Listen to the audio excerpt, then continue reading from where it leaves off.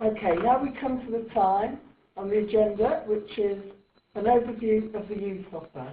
One of the things that we wanted to do after last year's series of reviews, which was very focused on children, we were thinking about, as I just said in the last part, the transitions really, you know, from child to adulthood.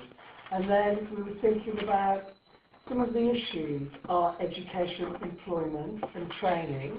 Some of the great things that we have in this local authority are, in our forward plan, is that no young person leaving school will be without education, training and employment. So, you know, this is all heavily positive. One of the things that we want to do, I think, in Scrutiny is to get beyond some of those headlines and find out exactly, are we on course, how are we doing that, and, you know, just how many people, what was the quality of our youth offer? You know, because it's one thing to say that we want to, you know, make sure that everyone's got jobs, employment or training, but we need to look at and understand the quality of that as well. We need to understand how schools join up with youth work and so on. So I think one of the things that we're not certain exactly how we're going to address this in the work programme, and we will do that at the end of the meeting, but one of the things that I do think will be really, really useful is to find out what is our youth offer really. So without further ado, if you could just say to the camera who you are, and you're obviously from our youth service, and can I just ask, is anyone else coming up for you? No, just me, I'm afraid. Okay, well that's great. Unfortunately. Patrick Shelley, I'm Head of Youth Services. I'm hoping you've had this to have a quick read through. I'm guessing you haven't had a quick read through, so I'll take on a whistle-stop tour of the youth service and what the youth service offers young people across the borough, a range of services from youth clubs through to mobile provision. But if we start at page 2, just quickly, this is about what the youth service does, which is about providing educational and developmental opportunities for young people. And we do focus on that transition from childhood to adulthood. We think that's really important, and a lot of young people do go through that period from 13 to 19. They go through that transition period, and quite often the youth worker is one of the stable people in their lives that they see from that time. We have got the vision there. I won't go through the detail. The first point is about we really maintain a universal service. So our service is open to all young people, focusing on that 13 to 19, going down to 11, up to 25 with special educational needs. And just the fourth point there is about we're trying to develop our partnership working. So what we're trying to do is develop a much more an approach with the voluntary commitment to ensure we're not duplicating services in areas, to ensure that services are open at different times so young people have a wider and bigger offer rather than us opening our services at the same time as some of our voluntary sector partners. Over the page on page 3, that's just about our contribution towards the Fairer Future Promises, basic communities. Our mobile youth team works across the borough in targeted areas, looking at areas with higher rates of antisocial behaviour, maybe areas that we're looking to work with young people on the street where local communities think there might be causing issues, or where there's little or no youth provision. Education, employment and training, which we touched on earlier, is about us providing a range of social and educational opportunities for young people in our youth centres. So that's around the more softer things, maybe around drug education, health education, maybe cookery, maybe things like that, maybe different accredited awards that they can get rather than formal education, GCSEs, things sort of things. Value for money, we have reduced our budget and we have kept all our services open. I mean, that's something that we're quite proud of at present. We've reduced our budget quite significantly, but all our frontline services are still operational. We haven't closed any services. We've vitalised our neighbourhoods. We've refurbished all our youth centres now, so they're all being completely refurbished. And we do continue to facilitate the Youth Council and the Youth Community Councils, providing a voice for young people in the borough at different levels. Page 4 just shows some of our recent highlights. So our Mind Your Own Business project has been recognised internally and externally on a national level for the service. Teenage pregnancies continue to go down across the borough through the teenage pregnancy strategy. The borough-wide elections, we had 6,500 young people aged 13 to 19 vote in the last election for the 2020 youth councillors.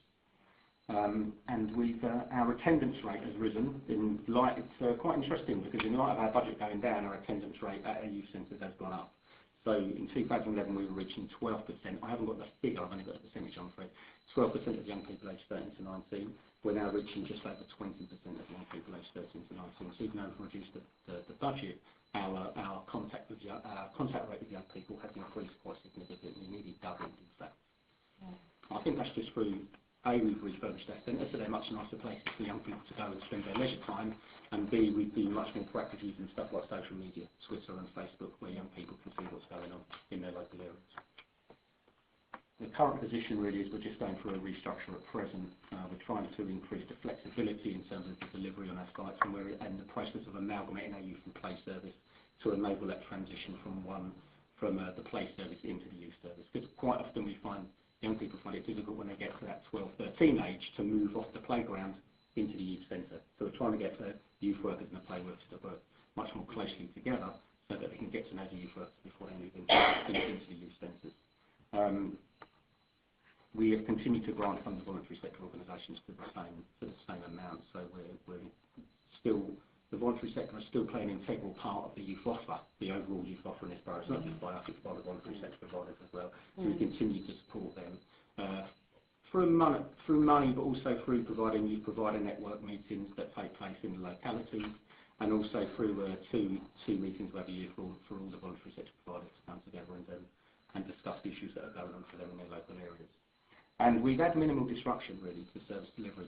The delivery is carried on. We haven't really disrupted the service in any way, and we continue to offer the same amount of provision to young people that we offered when we were cash rich. Would that be the way to do it? Over the page we've got just where our centres are. So that's all the youth centres.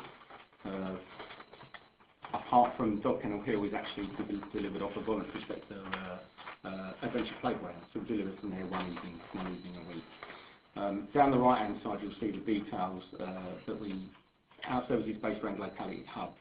So we have a hub which is our main building, and then from that we deliver our detached work, so our detached workers work out of them hubs using our mobile vans, and we also work, as I said, with the voluntary sector to ensure we're not duplicating delivery.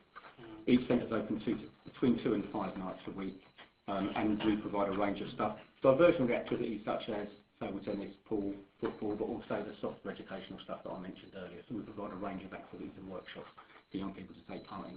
Most of the stuff that we do is in consultation with young people. If there's an issue for them that they think is prevalent at the time, the workers will work on something that will highlight that issue and work through it with them.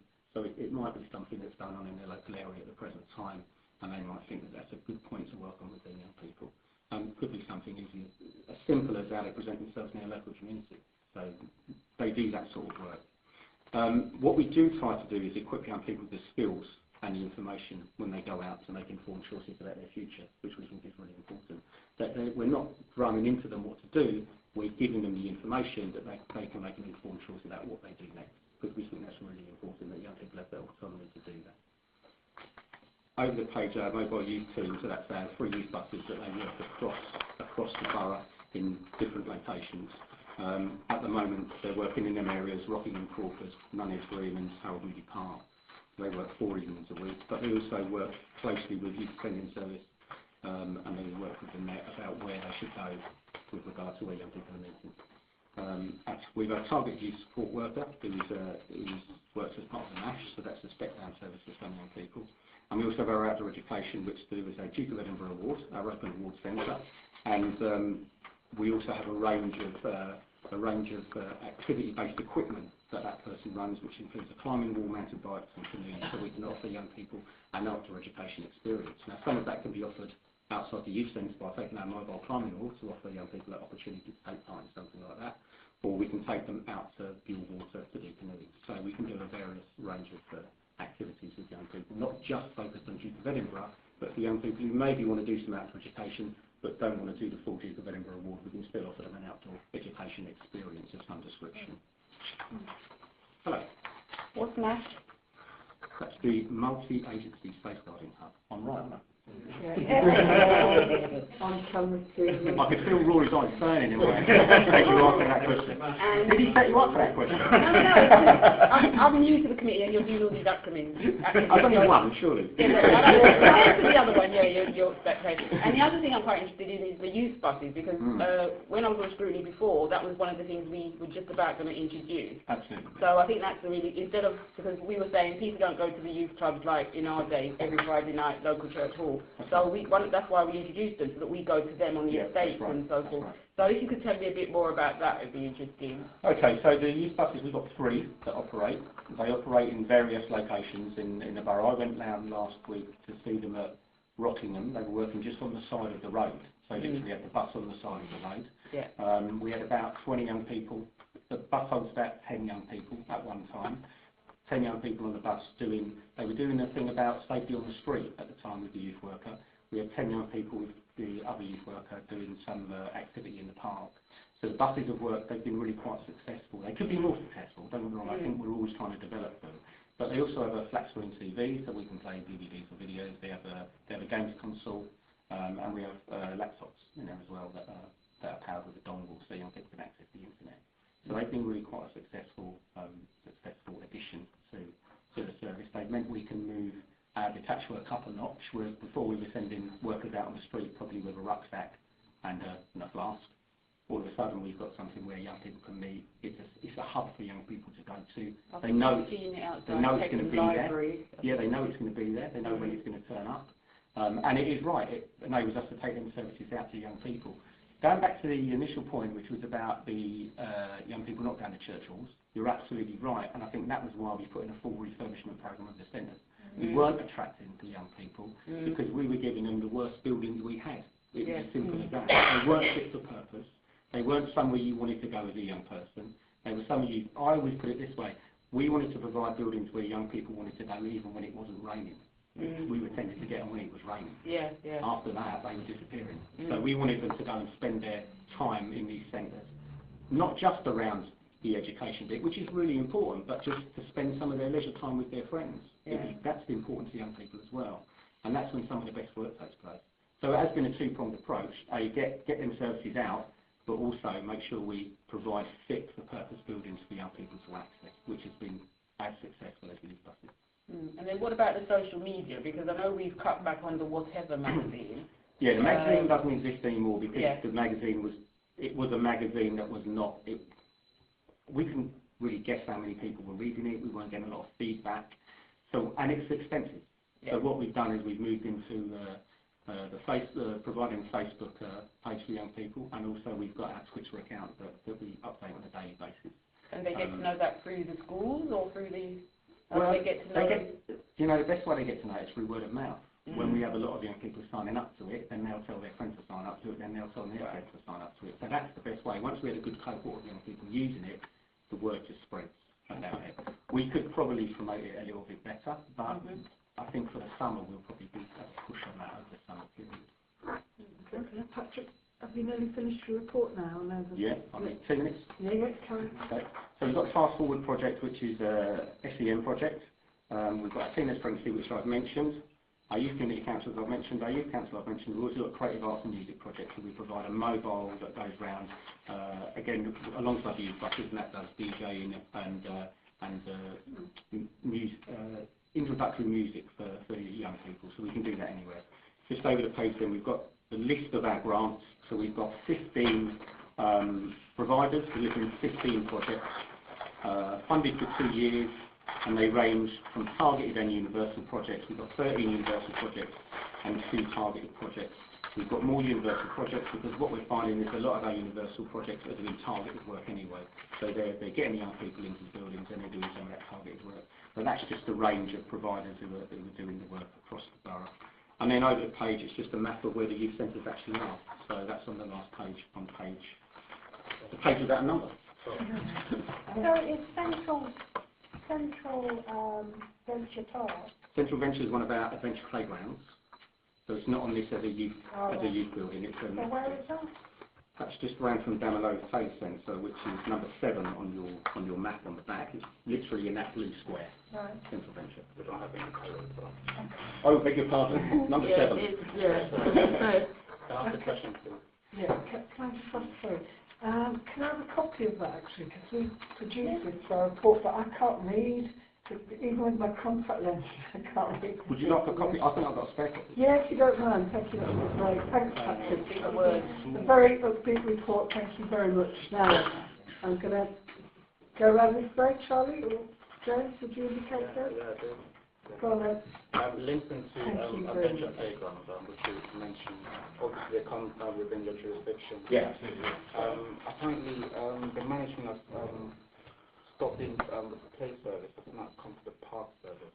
Correct? Well, I think that's in consultation process at present. I've got the youth and play service at present. As far as I know, there's a consultation going on about that, and I don't know what the outcome of that, when the outcome will be released with regard to that. Okay. I think some people are saying they're a bit worried about how the fact and how the fact is. Yeah, I understand that, but I've really got no information on it. The first I knew was when it came out. Okay. Thank you. I just have one or two questions. What proportion of the young people you deal with are in care? I haven't got the figure on me. It's not a big figure with regards to in care, but we do have young people who are in care who use our services, because like I said, we're a universal service open to any young person. We have got that statistical data. We have got quite an advanced database where we hold all that information, so I can quite easily get that information if that's helpful. That would be good. Yeah. Thank you. Okay, and what kind of life skills do they get? And also, do you have any information in terms of their journey path? Those who have come through do we have a way of tracking and monitoring? Yeah, so you're about sort of like some case studies of young people. Yes.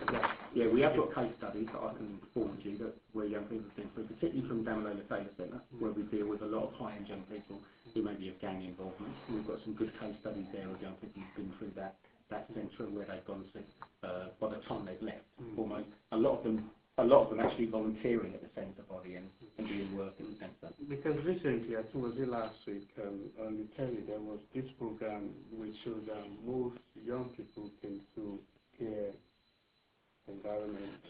Most of them end up. Yeah, that's right. Yeah. Prison or, So just want to know that. Okay. Yeah. I can get you that detail. In terms of what should we be doing? What can we do to make sure every penny we spend is spent properly, and also we can put measures in place to prevent this from. Children in care have the speaker box. So that's right, and we this have that link. We do have a link with speaker box. That's right, but also this summer one of our workers is working with the team who work with the young people in care to develop a summer program. So we've got a worker working with that team to develop a summer program for them. I think some of that will be delivered on the youth site, so we can introduce them to that universal offer, as well as some bespoke activities for them young people as well. Thank you. Thank you for that. Patrick, I did want to mention that we will be talking to young people and recipients of your service anyway, because that is our way really. Yeah, of course. We're interested to hear what you have to say, but we want to test that thinking. And I think what would be good, I think that would be good, I think in the past, and I think it's the right way in some senses, you've always spoken to the youth council. Yeah. I think what would be nice is if we brought some young people who weren't on the youth council, Yeah. but actually just use the service, use the centres. So they weren't youth council members, but we could get some young people from some of the centres to come along and tell you their experience of using the centres. Because what you'll find is some of the youth council won't use youth centres. It's not about young people who use youth centres, it's about being an open election for any young person. It's the same as just being elected to the council, it's any young person who can stand. But it would be good to bring a group of young people who actually use the centres along. Yes, that would be great. Thank you for that. I did want to add, one of the things that we were doing, we were going to recruit people to come and speak to us about our youth services using Twitter and Facebook as well. But just before I pass you over again, I did want to ask about how you use Twitter and Facebook, because one of the things that I did in my previous job is look at the internet and how people in care, or children in care and young people could actually use the internet and use Facebook and social media to actually have a say in the design of the services which were meant for them. And I met these amazing people around called Practical Participation, and there are too many to mention right now, but I'm happy to talk to you offline about that, maybe put that in the review, however you want to do it. But I wondered, if you were using social media in that way. Most of our social media at the moment is used to advertise the services. there is a way we'd have liked to use it quite differently, but we're not in the position to do that yet, I think. Where we would have liked to have almost like a virtual youth worker working from Facebook, where young people can contact that person and they could do some work over the internet. Sort of like a virtual youth club. That's what we think would be a really good idea, but we haven't got to the point of doing that. So at the moment, we really use it to advertise our services and what's going on, and also the voluntary sector will send us stuff to advertise on it, so we can get it out, their message out to young people as well. Oh, it's interesting, isn't it? Because it's the push and pull thing. Because actually, young people, like nearly everybody now, spend so much time on the internet that actually a young person will maybe doing a game with someone, you know, at the same time checking their Facebook, and at the same time filling in, you know, a pro forma from local government, you know, asking about their services and everything. So it's got a massive leap. So you don't need this sort of VAR type person orchestrating this, because actually it doesn't cost very much. No, and that's going back to what you said earlier about the Whatever magazine. That was part of the reason for stopping that. It wasn't very cost effective, but this way is very cheap for us to get out messages in a much better format for young people than giving them a magazine that they may never read. Yeah, exactly. And while you're doing that, because you've obviously made that leap, you know, you can actually get some feedback. Well, we did a survey recently, a satisfaction survey of young people, and we used Facebook and Twitter to get that. Yeah, well, there you go. And I bet you got. Yeah, we had a good satisfaction rate as well. It was very encouraging. Very encouraging. Okay. Well, I hope they're not using Southwark's IT system. You know that bad, Charlie. You know that bad. Froze on me 4 times today. There we are. No, sorry, you don't I will remind people that we are.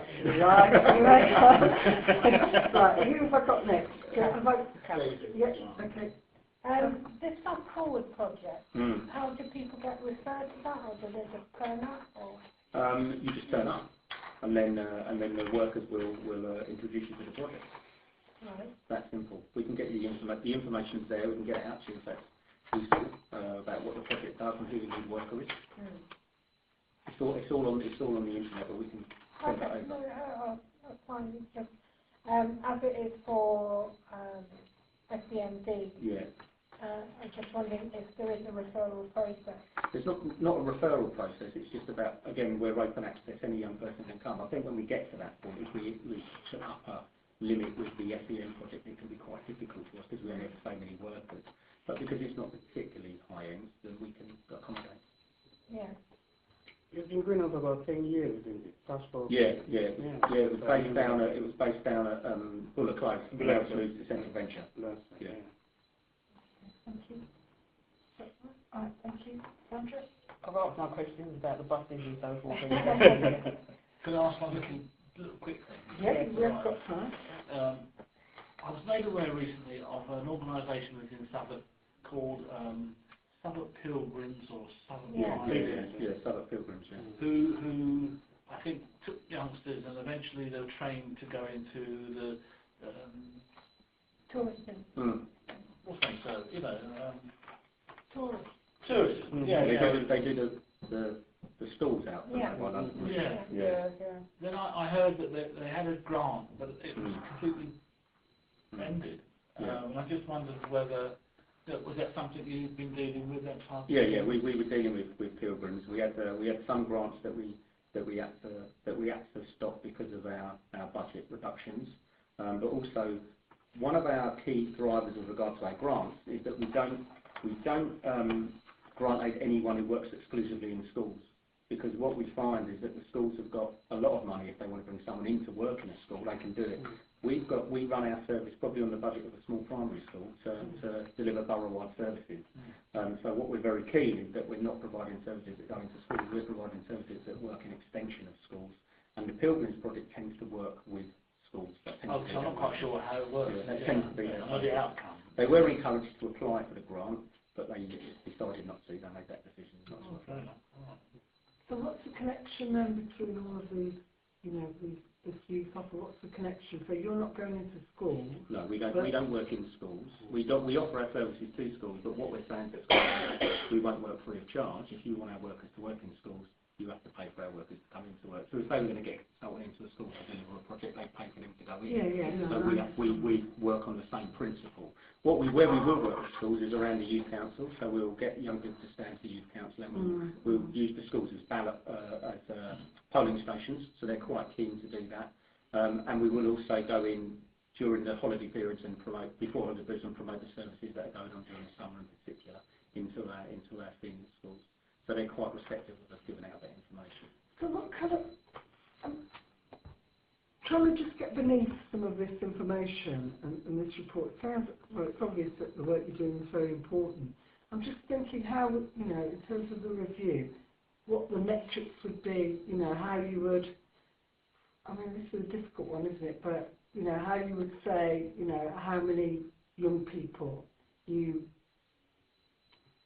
I'd say this without sounding evangelical. How many souls have you saved? Not we haven't saved many souls. We're doing our best. Do you see what I mean? But how many people, you know, how many young people, and I'm sure there are many, but when I saw the metric, how you would demonstrate how many young people that you have helped not fall out of the net, you know, that you help them, you know, they've been around from leaving school, getting employed. Well, I think there's a few ways to do that. I mean, one is that we look at our statistics with regards to not only how many young people we contact, but how many people use the service on a regular basis. I think that gives us an indication of whether we're doing a good job or not. How many young people are coming back to the service, not just popping in saying, this looks all right, I'm not coming back again.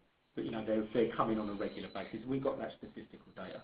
I think the Council was saying earlier was some of the case studies we have are really important to have a look where we've moved young people from when they started using the service to when they almost exited the service, to see where they were when they exited the service is really important. But I also think our satisfaction survey we did recently was quite an interesting bit of information to look at, because it wasn't just one thing, do you like the youth service, yes or no? There was a series of questions that we asked young people, and that gives an indication of which areas are we struggling with, and which areas are we really strong at. So I think there's them ways we can check where we're at with young people. That would be really good to get copies of that. We actually meet some young people. Thank you. Yeah, sorry, I just want to quickly clarify a point with you. Apart from youth, statutory youth provisions you listed here, your grant provision, how accessible is it to other non-statutory youth? Well, our grant, our grants go out, so we're going out on a yearly basis. We're putting them out on a 2-yearly basis now, because a lot of the providers are saying we're just building it up, then we've got to apply again, then we're just building it up, and we've got to apply again. So we've started to go to a 2-year contract now to give them a bit more longevity and give them a bit more stability. It goes out through our YPN network, which is where the youth providers meet in localities. It goes out on a bulletin to them, it goes out via the internet, and it's put on the council website. So, and we contact most of them individually. They then put in an application form. We do a screening of all the application forms. It then goes to a panel of young people with the ones that have been screened through, and they make the decisions on who gets the money. So we had, I think, we gave out £400,000 this year, £800,000 over 2 years. We had applications totaling about £1.5 million. So how open to non-existing providers? Say, for instance, a new... Oh yeah, it's open to anyone. So it's open to anyone. Open. Absolutely. Yeah, it's open to any, but they must deliver the work within the borough. 95% are based in the borough somehow. Because I know budget is very tight. But it's open. It is open to everybody at present. Okay. Thank you. Thank you. All right. Well, I think we're nearly there now, aren't we? No further questions on this. In terms of summing it up, I think we've got enough information here. It would be good to get actually some of the case studies and some of the questionnaires that you use. We'll send you through the detail of that, actually what it was, the findings were. Yeah, so you know that would be good. I think one of the things that I am particularly interested in is this transition.